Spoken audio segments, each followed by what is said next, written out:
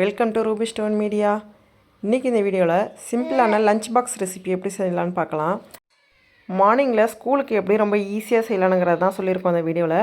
வாங்க இதுக்கு தேவையான பொருள் என்னென்னு பார்த்துடலாம். 2 தக்காளி, கேரட்டு 1, 4-5 பீன்ஸ் போல் கட் பண்ணி வச்சுருக்கோம். 2 வெங்காயம், 4-5 பச்சை மிளகாய், காரத்துக்கு தகுந்த மாதிரி நீங்கள் போட்டுங்க. இஞ்சி பூண்டு பேஸ்ட் இருந்ததுன்னா நீங்கள் போட்டுங்க. நான் இஞ்சியும் பூண்டும் கட் பண்ணி வச்சுருக்கேன் சின்ன சின்னதாக. மீல் மேக்கரை வெந்நீரில் ஒரு 2 நிமிஷம் கொதிக்க விட்டு பிழிஞ்சு வச்சுருக்கேன். வாசனைக்காக ஒரு பிடி கொத்தமல்லி தழை கட் பண்ணி வச்சுருங்க. அடுப்பில் ஒரு குக்கரை வச்சு 2 டேபிள் ஸ்பூன் போல் நெய், தேவையான அளவுக்கு எண்ணெய் ஆட் பண்ணி வச்சுக்கோங்க. அதில் பட்டை, லவங்கம், பிரிஞ்சி இலை, கிராம்பு, ஏலக்காய் எல்லாத்துலேயும் ஒன்று ஒன்று சேர்த்துருங்க. சேர்த்து நல்லா கலந்து விட்டுட்டு அதில் நம்ம கட் பண்ணி வச்சுருந்த வெங்காயத்தை சேர்த்துருங்க. வெங்காயமும் இஞ்சி பூண்டு பேஸ்ட்டு வச்சுருக்கோங்கன்னா அதையும் போட்டு நல்லா கலந்து விட்டுருங்க. வெங்காயம் நல்லா வதங்கி வந்ததும் கட் பண்ணி வச்சுருந்த பச்சை மிளகாயும் அது கூடவே தேவையான அளவு கல் உப்பும் சேர்த்து நல்லா கலந்து விட்டுடுங்க. அதுவும் நல்லா வதங்கி வரட்டும். வதங்கி வந்ததும் காஷ்மீரி சில்லி பவுடர் அதை சேர்த்துங்க. அது வந்து கலருக்காக நம்ம சேர்க்குறோம், காரம் இருக்காது எதுவுமே.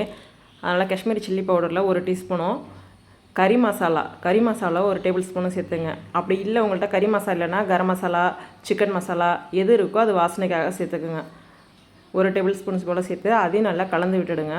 நம்ம சேர்க்குறதுலையே பார்த்தீங்கன்னாக்கா இந்த பச்சை மிளகாய் தான் நமக்கு காரமும், இஞ்சி பூண்டு பேஸ்ட்டு தான் காரம், வேறு எதுவுமே கிடையாது. இதில் நான் சில்லி பவுடரோ எதுவுமே நான் சேர்க்கல.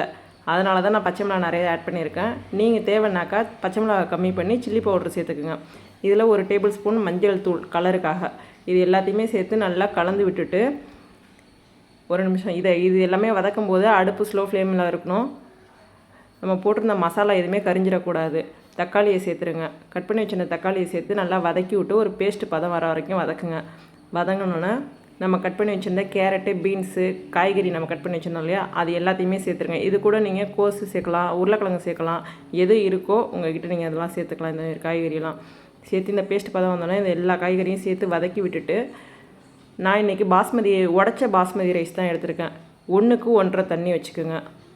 காய்கறி வதங்கணுன்னா நம்ம பிழிஞ்சு வச்சுருந்த மீல் மேக்கர் இது கூட சேர்த்துடலாம். மீல் மேக்கரை சேர்த்து நம்ம அளந்து வச்சுருந்த தண்ணியையும் இது கூட ஊற்றி நல்லா கொதிக்க விடுங்க. தண்ணி நல்லா கொதித்து வரும்போது நம்ம ஊற வச்சுருந்தோம் இல்லையா பாஸ்மதி ரைஸு, 20 நிமிஷம் ஊற வச்சுருக்கோம். நம்ம காலையிலே காயெல்லாம் கட் பண்ணுறதுக்கு முன்னாடியே ஊற வச்சுருங்க. அந்த அரிசியை இந்த தண்ணியில் சேர்த்துருங்க.